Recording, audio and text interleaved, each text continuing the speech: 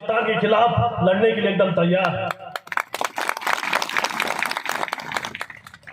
दोस्तों, मैं आपका अभिनंदन करता हूं कि हजारों के तादाद में आपने सतीश परिणाम जी के ऊपर मोहब्बत किया है। देश के दो कद्दावर नेता यहां पे बैठे हैं, एक है शरद पवार जी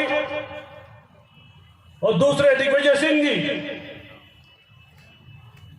एक भाषण देने वाले ने यहां पे बड़ा अच्छा शब्द का इस्तेमाल किया।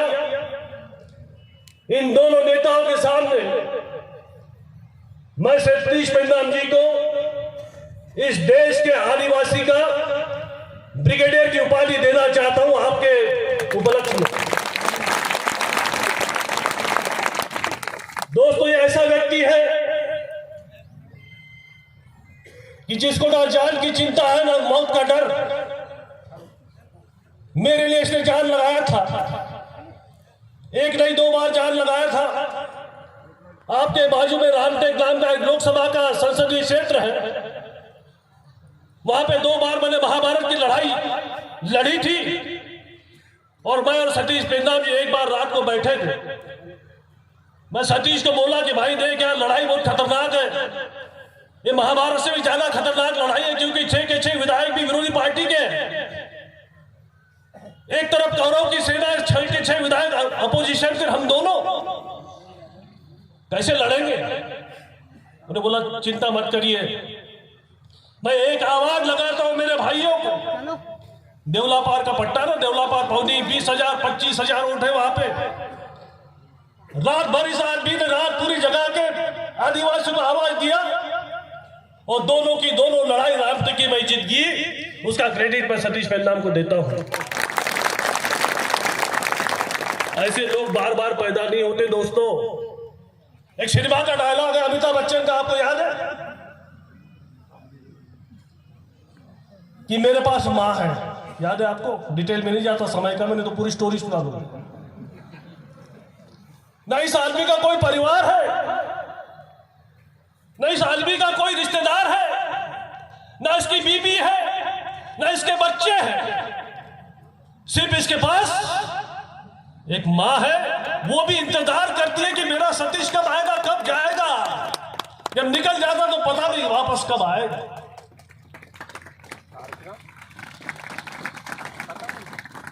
दोस्तों,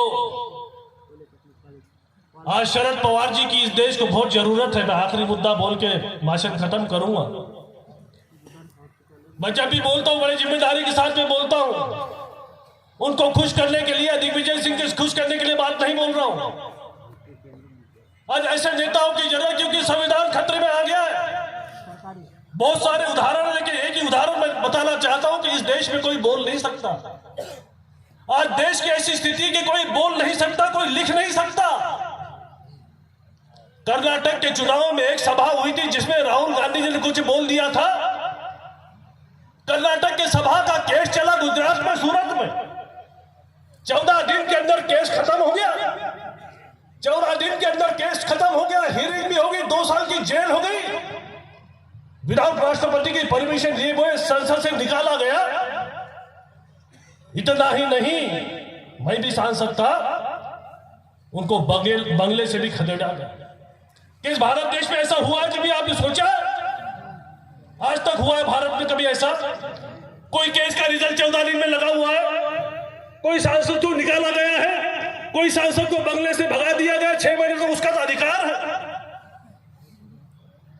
ये आदमी मन की बात नहीं करता भाई साहब, जो बैठे हैं पवार साहब, ना मन की बात करता, ना किसको सीना दिखाता है। कभी सीना दिखाया? कई सीने को मीटर इंच में नापा है? आपने सुना? ये दिल की बात करता है, दिल की। 1 महीना पहले की बात मैं बताना चाहता हूं, भाषण खत्म करने के पहले सेवाग्राम में एक ग्राम सभा का आयोजन किया था। वो हमारे भाई साहब आज आने वाले थे लेकिन आए नहीं। सब आदिवासी बांधव यहां पे आए और उन्होंने बताया कि साहब पैसा का एक्ट तो है लेकिन इसका हमको अधिकार नहीं मिलता। साहब समझ गए, कुछ बोले नहीं, सुन लिए। बोला अधिकार मिलेगा, जरूर अधिकार मिलेगा।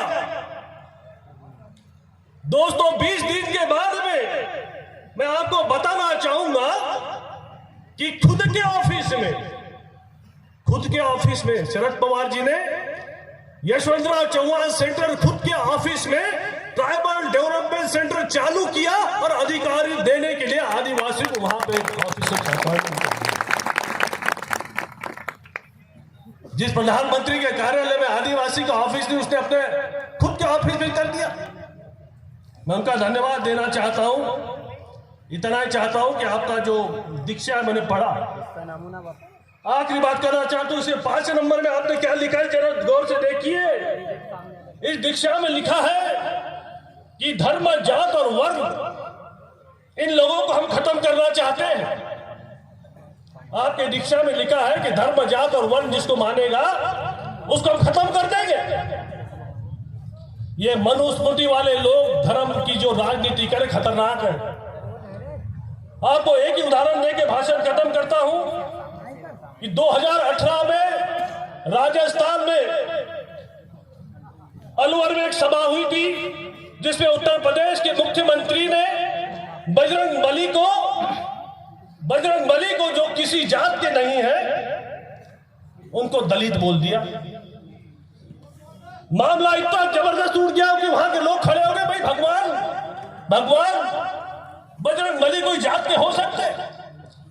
इसलिए आने वाला समय बहुत खतरनाक है भाई साहब। 1 साल बाकी, आने वाला समय बहुत खतरनाक है। मैं आपको विनती करना चाहता हूं कि देश कोई गलत हाथों में ना चले जाए, संविधान खतरे में ना आ जाए। 1 साल के अंदर वोट के बदले नोट देने वाले बहुत सारे लोग मध्य प्रदेश में घूम रहे हैं। आपने देखा मध्य प्रदेश की गवर्नमेंट कैसी गिराई गई।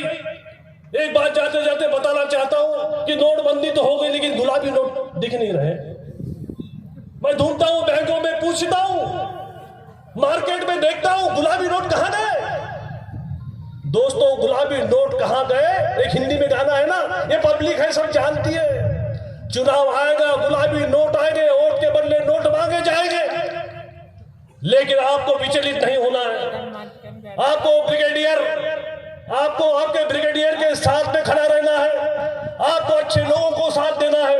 बस इतनी बात मैं इस प्रसंग में करना चाहता हूं। सतीश पेंडाम जी के मेरे पे बहुत एहसान है। आगे की भी लड़ाई मुझे लड़ना है, उनकी जरूरत मुझे पड़ेगी। पवार साहब उनकी बहुत सवेरे तारीफ कर रहे थे। बोला एक इंजीनियर